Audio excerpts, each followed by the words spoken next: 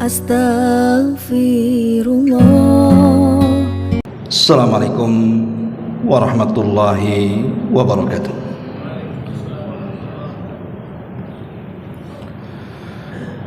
Alhamdulillah wassalatu wassalamu ala Rasulillah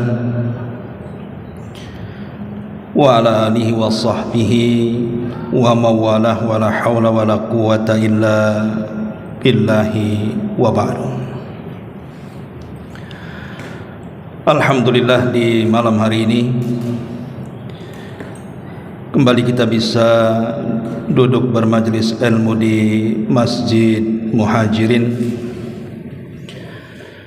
Salawat juga salam tentunya tetap kita hadiahkan kepada Rasul kita Nabi besar Muhammad sallallahu alaihi wasallam. Karena sekarang kita berada di tanggal 6 Dzulhijjah, artinya 4 hari lagi kita akan masuk kepada hari yang sangat terbaik di dunia. Nabi sallallahu alaihi wasallam sampai mengatakan afdalu ayyamin fid dunya yaumun nahri thumma yaumul qarn.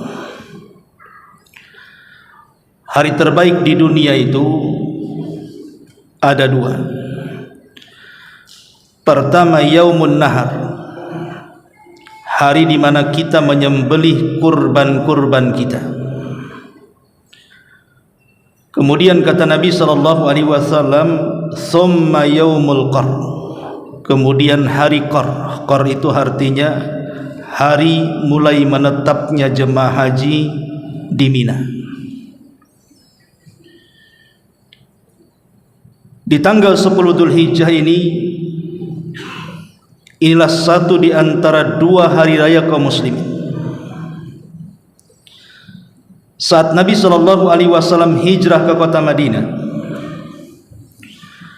dilihatnya orang-orang Ansar, mereka merayakan 2 hari raya warisan Persia. Maka Nabi sallallahu alaihi wasallam bertanya, "Ma hadzanil yauman?" 2 hari raya yang kalian lakukan ini hari raya apa? Qalu, maka para sahabat Ansar mengatakan, kunna nal'abu fihi ma fil jahiliyah. Dulu kami di masa jahiliyah, kata para sahabat Ansar, biasa bermain-main di 2 hari raya ini. Maka Nabi sallallahu alaihi wasallam kemudian bersabda, innallaha qad abdalakum bihima khairan minhuma yaumal adha wa yaumal fitri. Sesungguhnya Allah subhanahu wa ta'ala telah menggantikan kepada kalian dengan 2 hari raya yang jauh lebih baik dibandingkan 2 hari raya kalian. Maka Nabi SAW menyebutkan pertama hari raya Idul Adha dan yang kedua hari raya Idul Fitri. Ma'asyiral muslimin yang dimuliakan Allah subhanahu wa ta'ala, maka tema di malam hari ini kita akan membahas tentang amalan besar pada tanggal 10 Dzulhijjah. Ma'asyiral muslimin wal muslimat rahimakumullah, ada satu peristiwa besar di tanggal 10 Dzulhijjah yang mengumpulkan seluruh kaum muslimin. Amalan tersebut disebut Idul Adha, merayakan ulang tahun Idul Adha dengan 2 amalan besar. Pertama, salat Idul Adha, dan setelahnya ada ibadah yang sangat mulia yang disebut dengan ibadah kurban. Adapun kenapa kemudian Islam mensyariatkan adanya salat Id, baik Idul Adha atau Idul Fitri, tentu ada hikmah di dalam. Pertama, karena salat Id itu bagian daripada syiar-syiar Allah Subhanahu wa taala yang harus kita agungkan. Dan Allah Subhanahu wa taala berfirman, "Dzalika wa man yu'azzim sya'airallah fa innaha min taqwal qulub." Yang demikian itu karena barang siapa yang mengagungkan atau memuliakan syiar-syiar Allah Subhanahu wa taala, itu menunjukkan bentuk takwa dalam hatinya. Maka melaksanakan salat Idul Adha atau Idul Fitri itu bentuk perwujudan takwa kita kepada Allah Subhanahu wa taala.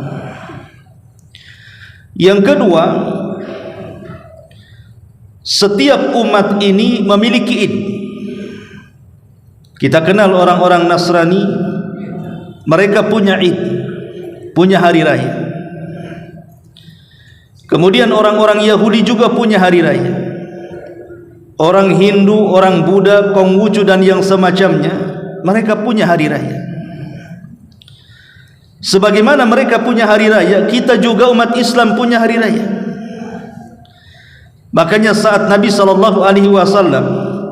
memperhatikan ada budak-budak Habasyah sedang bermain-main dalam masjid dan memukul-mukul alat musik berupa dub, semacam rebana, Abu Bakar Siddiq radhiyallahu an sempat ketika itu marah, kenapa di dalam masjid ada yang pukul-pukul rebana.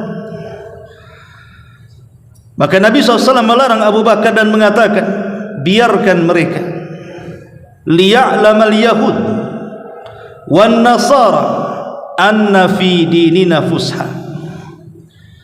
Biarkan wahai Abu Bakar mereka bermain-main, anak-anak kecil, wanita itu bermain-main, supaya orang-orang Yahudi dan Nasrani itu tahu bahwa Islam juga punya hari raya. Karena Islam sudah punya hari raya, maka tidak perlu lagi kita mengikuti hari raya atau meramaikan hari raya yang dilakukan di luar daripada Islam. Sayangnya banyak kaum muslimin yang justru ketika datang hari raya orang-orang kafir, kita pula ikut merayakannya. Maka siapa yang kemudian merayakan perayaan di luar daripada Islam, maka dia akan mengurangi kecintaannya kepada hari raya pada umatnya sendiri. Maka Idul Adha dan Idul Fitri itu bagian daripada hari raya kaum muslimin. Harusnya kita harus lebih merayakan, jauh lebih heboh dibandingkan hari raya ulang tahun mereka yang dipenuhi dengan kemaksiatan kepada Allah Subhanahu wa taala. Yang ketiga, merayakan hari raya Idul Adha atau Idul Fitri itu bentuk syukur kita kepada Allah Subhanahu wa taala. Contoh saja Idul Fitri. Setelah kita melaksanakan puasa selama 1 bulan Ramadan,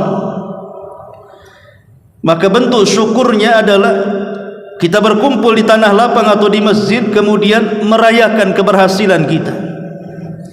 Karena kita sudah lewat ujian Allah Subhanahu wa taala berpuasa selama 1 bulan, maka bentuk syukurnya adalah kita melaksanakan Idul Fitri. Begitu juga Idul Adha. Setelah kita lelah 10 akhir daripada Dzulhijjah ini, 10 awal bulan Dzulhijjah ini dengan berbagai macam amal. Karena sudah saya singgung pada pengajian yang lalu bahwa dari tanggal 1 sampai tanggal 10 Dzulhijjah ini merupakan hari-hari terbaik dalam dunia. Maka siapapun yang beramal saleh, mau apakah amal saleh kecil, apakah amal saleh besar, apakah amal saleh yang tersembunyi ataupun yang tampak, maka setiap satu amal saleh itu bernilai pahala orang yang mati syahid. Dan itu dimulai di tanggal 1 sampai tanggal 10. Tentu seorang muslim tidak mungkin melewatkan ini. pasti mereka akan fastabiqul khairat, berlomba-lomba dalam kebaikan. Mulai tanggal 1 meningkatkan salatnya, puasanya, sedekahnya, baca Qur'annya, zikirnya, silaturahimnya, dan begitu seterusnya. Setelah lelah kita beramal saleh lillahi ta'ala, maka tepat di tanggal 10 Dzulhijjah kita bersyukur, dan bentuk syukurnya adalah dengan cara melaksanakan salat Idul Adha disusul dengan kurban, meneteskan darah karena Allah Subhanahu wa taala. Ma'asyiral muslimin wal muslimat rahimakumullah. Kemudian yang keempat, di antara hikmahnya adalah ta'zizul ukhuwati wal mahabbah. Dengan berkumpulnya kita kaum muslimin, entah di tanah lapang, entah di masjid, maka itu salah satu bentuk kita ini memperkuat persaudaraan kaum muslimin dan kecintaan kaum muslimin. Dengan berjumpanya saudara kita yang selama ini tidak berjumpa di tanah lapang, berjumpa di masjid, mengucapkan salam, tersenyum, dan begitu seterusnya. Ini juga bentuk menampakkan kekuatan kaum muslimin, merekatkan kaum muslimin.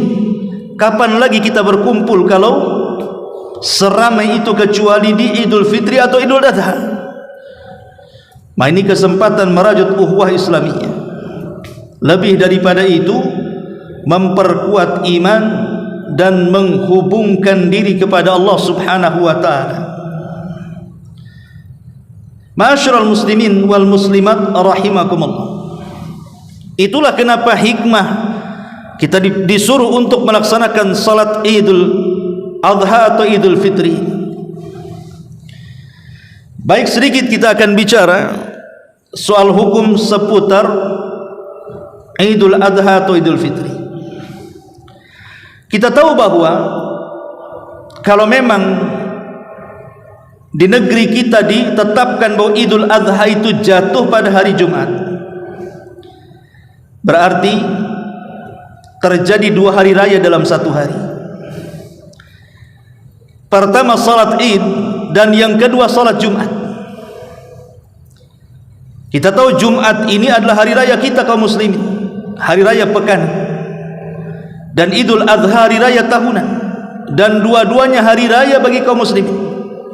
Para ulama mengatakan, apabila terjadi 2 hari raya dalam 1 hari, maka ada yang menggugurkan salah satunya. Bagi yang melaksanakan salat Id, maka gugur padanya salat Jumat. Artinya cukup salat duhur saja. Tapi bagi yang tidak melaksanakan salat Id, maka Jumat bagi dia wajib, karena dia belum menggugurkan kewajibannya. Tetapi bagi imam dan khatib, ulama mengatakan mereka harus tetap berada dalam masjid. Dikhawatirkan ada orang-orang yang di pagi hari mereka tidak melaksanakan Id, mungkin karena tidur atau yang semacamnya, sehingga dia bisa melaksanakan sholat Jumat. Tapi bagi orang-orang yang tidak sanggup atau yang sudah melaksanakan sholat Id, maka tidak perlu sholat Jumat, cukup mereka sholat duhur saja, karena tidak boleh menggabungkan 2 Id dalam 1 hari.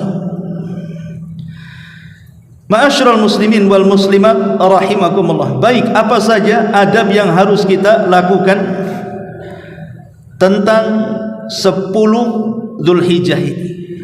Kita mulai dari malamnya.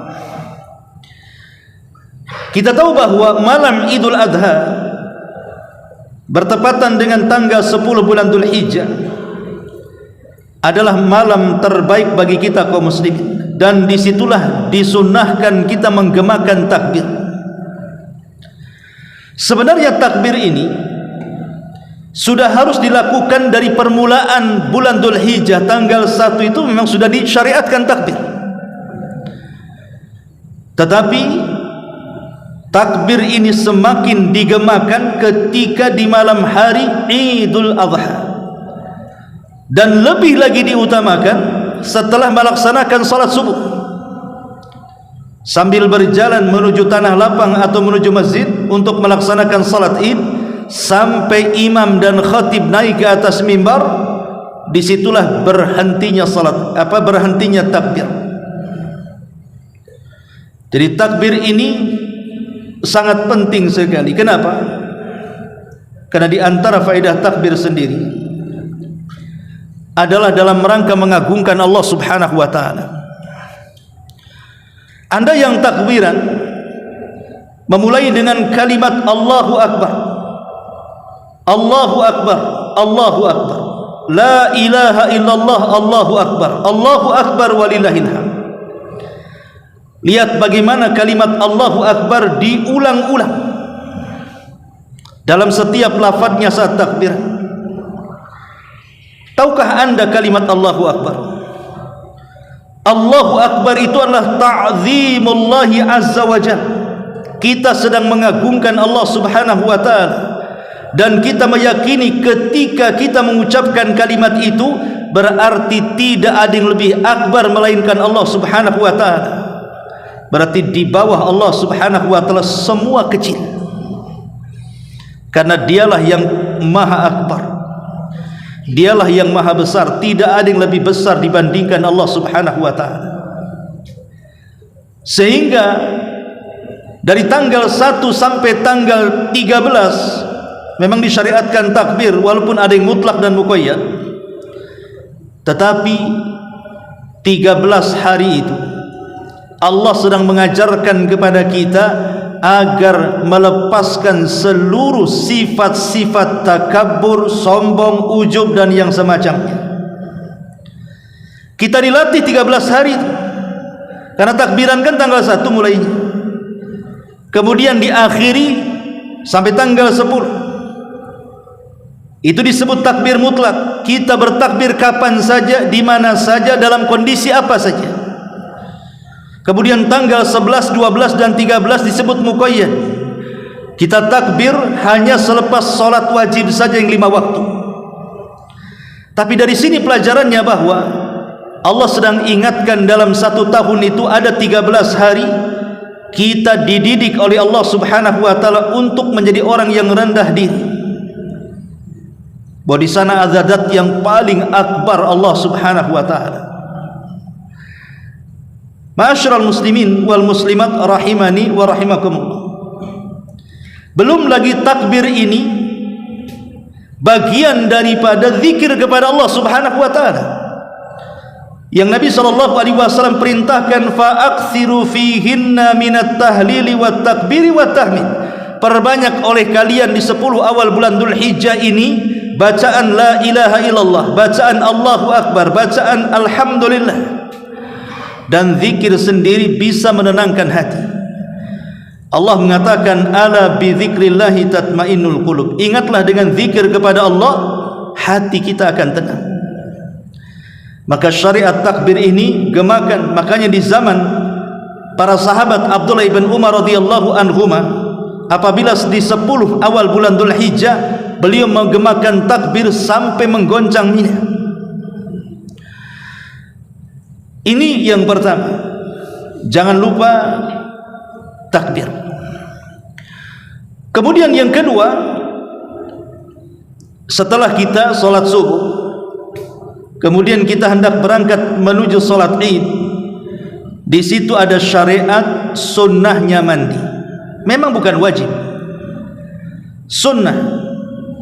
Berdasarkan perkataan Imam An-Nawawi rahimahullahu ta'ala, menukilkan perkataan Imam Syafi'i, beliau mengatakan, yustahabbul ghaslu lil idaini wa hadza la khilafa fi.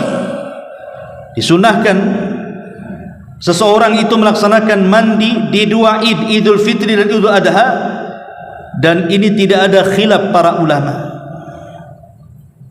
Bahkan Ibnu Umar radhiyallahu anhuma mengajarkan itu, dan ini juga dikiaskan kepada hari Jumat yang disunnahkan kita melaksanakan mandi Jumat, karena sama-sama idul kaum muslimin, hari raya kaum muslim, baik Jumat ataupun Idul Adha.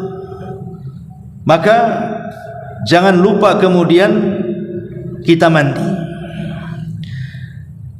Dan Allah Subhanahu wa taala juga mengatakan wa thiyabaka fatahhir, dan pakaian yang kau pakai fatahhir, bersihkan.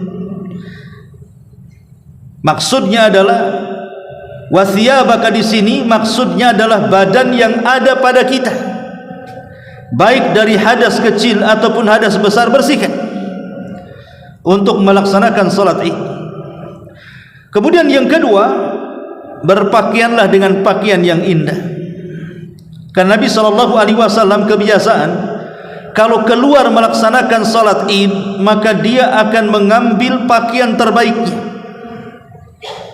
Tidak harus baru, tetapi bersih dan indah, untuk menunjukkan bahwa hari ini hari Id.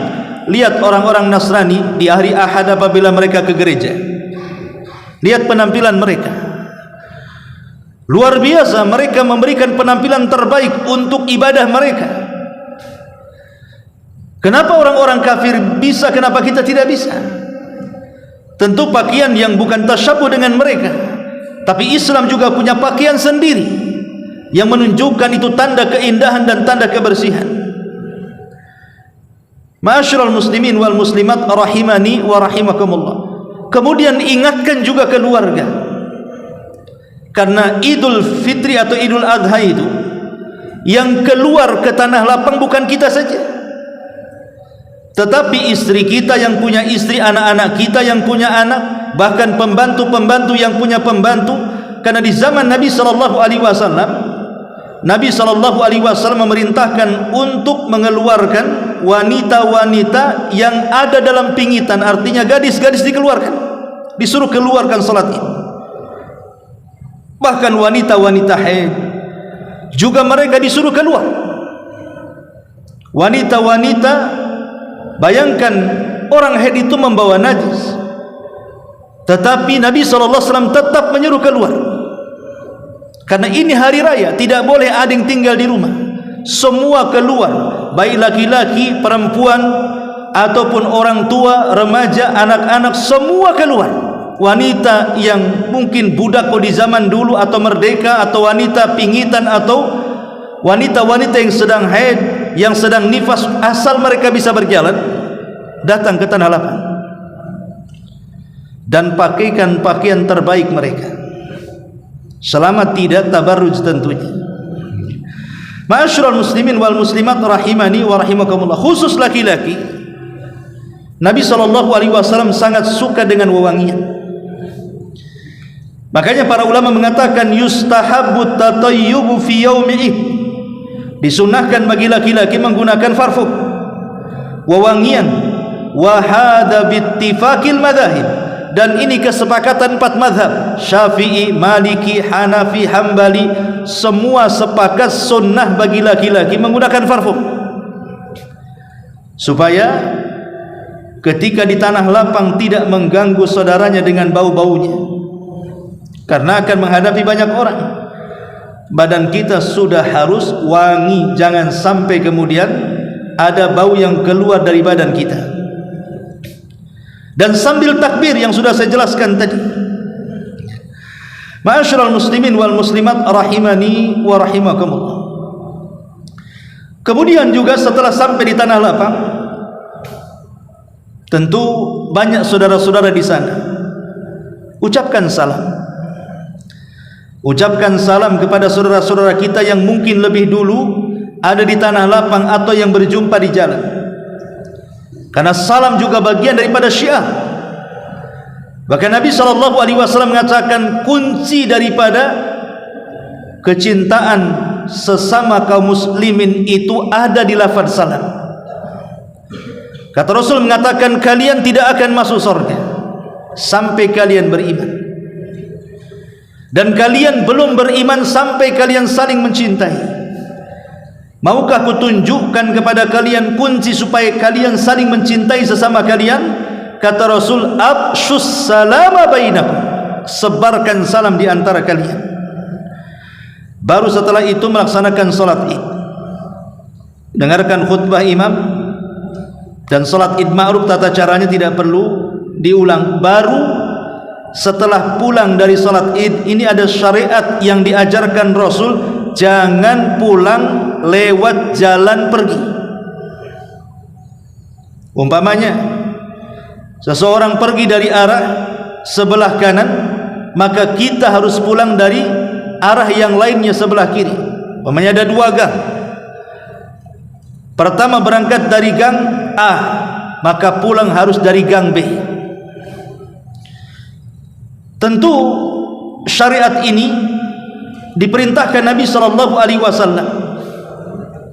Apa hikmahnya? Kenapa kemudian jalan pergi dengan jalan pulang kok harus berbeda? Tentu ada hikmahnya. Sebagian para ulama seperti yang dinyatakan oleh Imam Ibnul Qayyim Al-Jauziyah rahimahullahu ta'ala mengatakan ada beberapa hikmah kenapa kita harus pulang berbeda dari jalan perginya. Pertama, liidhari sya'airil Islam, untuk menampakkan syiar-syiar Islam. Yang kedua, supaya kaki yang menginjak tanah dari jalan pulang yang berbeda dengan jalan pergi itu akan menjadi saksi di hadapan Allah Subhanahu wa ta'ala bahwa kita sudah melaksanakan syariat Allah Subhanahu wa ta'ala. Yang ketiga, liyaghidhal munafiqina wal kuffar, untuk menanamkan kebencian kepada orang-orang kafir, kepada orang-orang munafik, bahwa kita juga punya hari raya. Kemudian juga yang keempat kata ulama, liyusawwa bainahuma fi maziyatil fadli bimururihi aw fit tabarruki bi, supaya tersebarnya keutamaan di situ dan tabaruk, mencari berkah. Karena ketika kita berbeda jalan, tentu juga akan berbeda orang yang kita lewati dan orang yang kita temui, sehingga kita bisa mengucapkan salam, merekatkan persaudaraan dengan saudara-saudara kita yang boleh jadi tidak berjumpa di jalan yang pertama, ataupun kata para ulama lintisyari surur, untuk memperluas kebahagiaan kita. Inilah yang dikatakan oleh Imam Ibnul Qayyim, kenapa kemudian Nabi SAW memerintahkan kita jalan pulang dari salat Id berbeda dengan jalan perginya. Dan itu sunnah dari sunnah-sunnah Nabi SAW.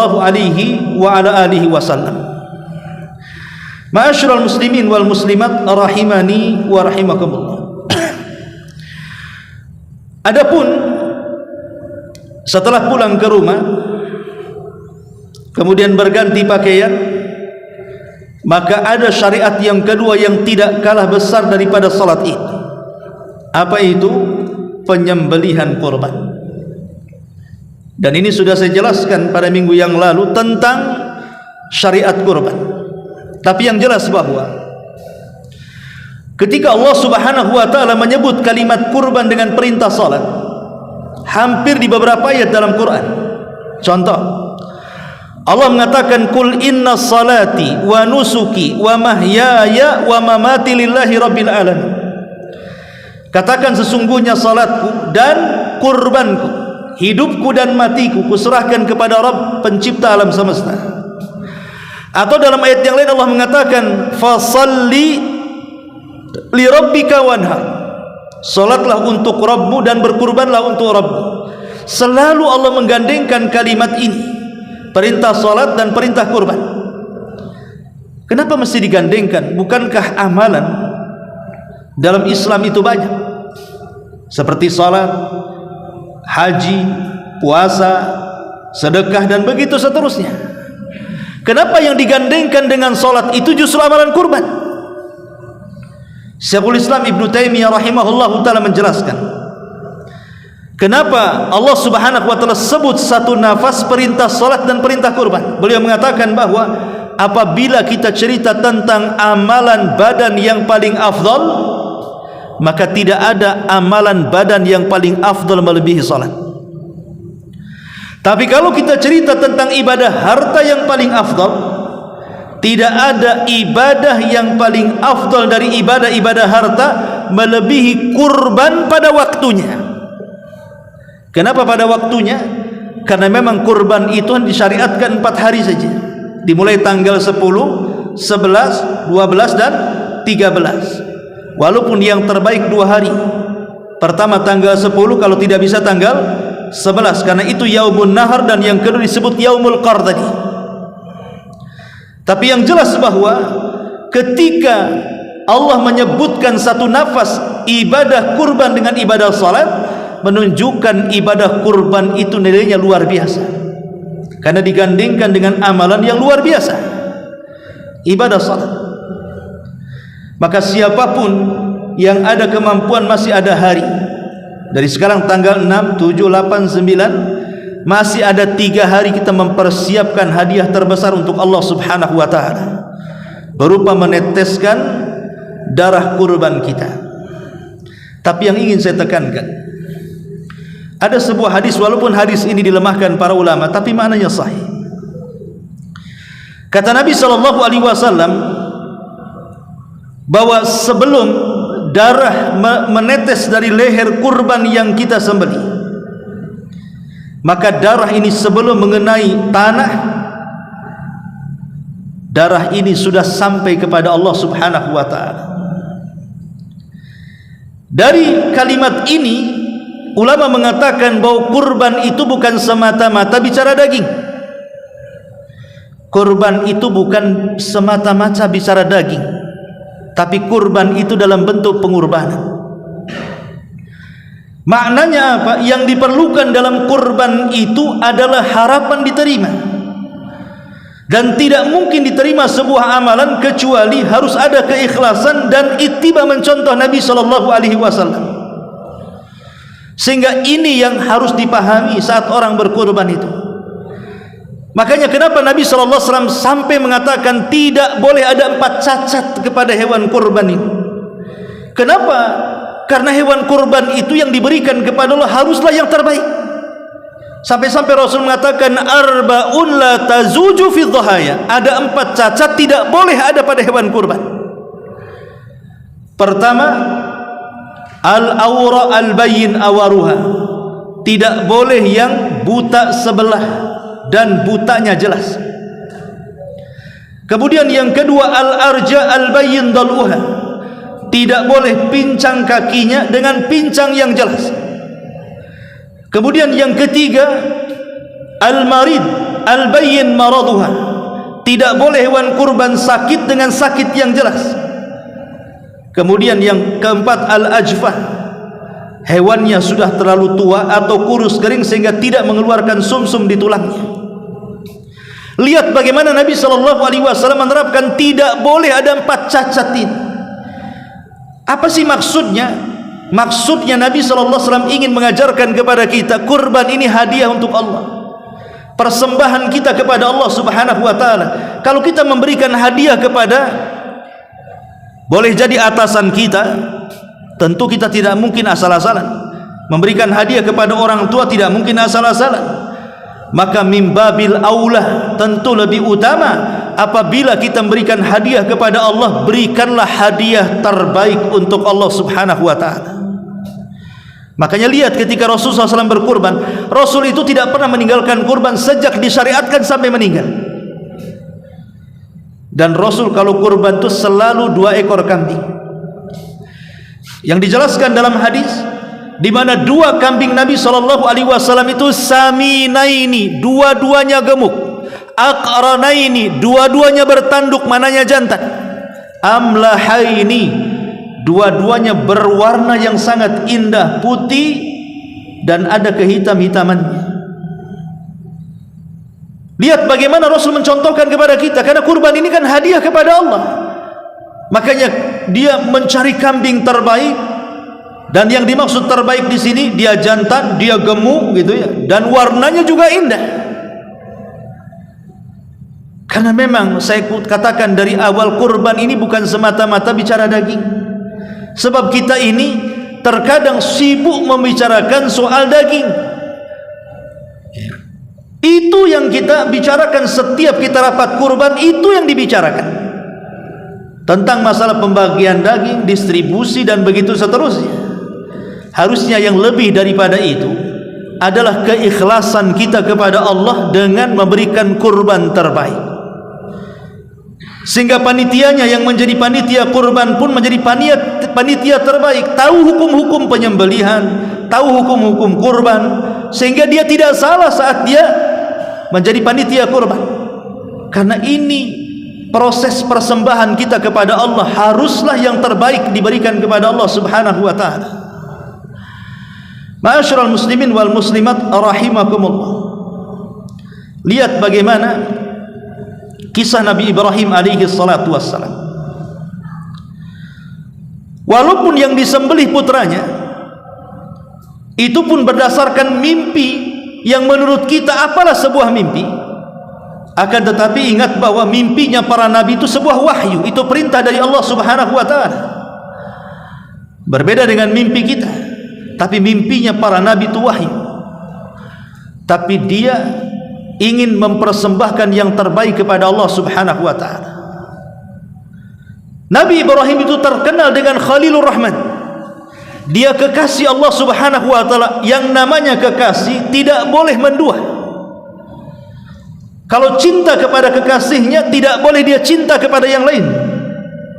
Itulah Nabi Ibrahim cintanya kepada Allah Subhanahu wa taala sampai membuang kecintaan kepada dunia.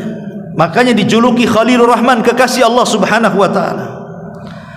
Saat lahir Ismail, timbul kecintaan Ibrahim kepada Ismail. Wajar, namanya anak, ataupun bapak kepada anak, apalagi 100 tahun menikah tidak punya anak, tahu-tahu punya anak. Sehingga Allah Subhanahu wa taala ingin menguji Ibrahim tentang kecintaannya. Apakah masih 100% kecintaannya kepada Allah, ataukah sudah berbagi kepada Ismail? Makanya Allah perintahkan untuk menyembelih Ismail, tanda cinta kepada Allah Subhanahu wa taala. Kalau seandainya kita di posisi Ibrahim, tentu kita tidak mungkin tega menyembelih putra kita Ismail. Apalagi sudah lama tidak punya keturunan, tahu-tahu punya keturunan laki-laki lagi. Tapi karena ingin memurnikan kecintaan Ibrahim kepada Allah, bahwa tidak ada zat yang lebih dicintai Ibrahim kecuali Allah, berani dia menyembelih Ismail. Diambil pisau yang tajam, kemudian dia iris tengkuknya Ismail beberapa kali. Tapi disitulah Allah Subhanahu wa taala sudah mengetahui bahwa Ibrahim membuktikan kecintaannya kepadanya. Makanya Allah buat mukjizat di sini, pisaunya Allah tumpulkan dan tidak sanggup melukai leher Ismail. Sampai akhirnya Allah turunkan sebagai penggantinya, wa fadainahu bidzibhin azim wa taraknahu lil akhirin. Kami ganti Ismail dengan penyembelihan yang besar, maksudnya kambing dari sorga diturunkan. Ada yang mengatakan kambing ini menurut ulama tafsir adalah kambing yang pernah dikurbankan oleh Habil ketika berkurban bersaing dengan saudaranya Qabil. Habil menyembelih seekor kambing.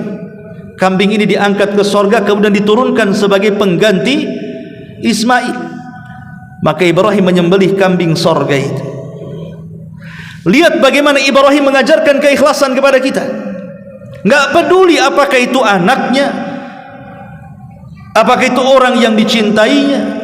Karena bagaimana anak itu kan penerus sejarah, penerus cerita, si buah hati. Bagaimanalah perasaan orang tua kepada anak.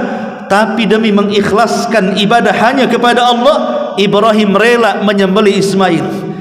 Karena syariat kurban ini dari beliau yang diteruskan oleh syariat Islam oleh baginda Nabi kita Muhammad sallallahu alaihi wasallam, harusnya titik ini yang harus kita utamakan.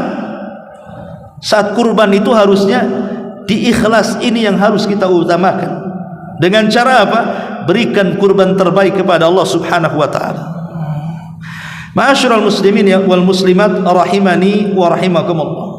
Oleh karena itulah maka ada waktu ke depan kita akan dapat 10 di tanggal 10 bulan Dzulhijjah, ramaikan ini karena Idul Adha bagi kaum muslimin. Maka perbanyak amal saleh dari sekarang, seperti memperbanyak amal saleh, memperbanyak salat, memperbanyak puasa. Mungkin bagi yang di Mekah yang sedang melaksanakan haji dan umrah, kemudian memperbanyak tahlil, takbir dan begitu seterusnya, sedekah, bahkan nanti tanggal 9 ada puasa Arafah lagi dan begitu seterusnya. Ini ada kesempatan kita memperbanyak amal saleh. Sekali lagi, amalan saleh sekecil apapun berpahala mati syahid. Wallahu a'lam bishawab. Karena saya ada acara, mungkin sampai di sini. Subhanaka wa bihamdika asyhadu an la ilaha illa anta astaghfiruka wa atubu ilaik. Allahu ta'ala alam. Assalamualaikum warahmatullahi wabarakatuh.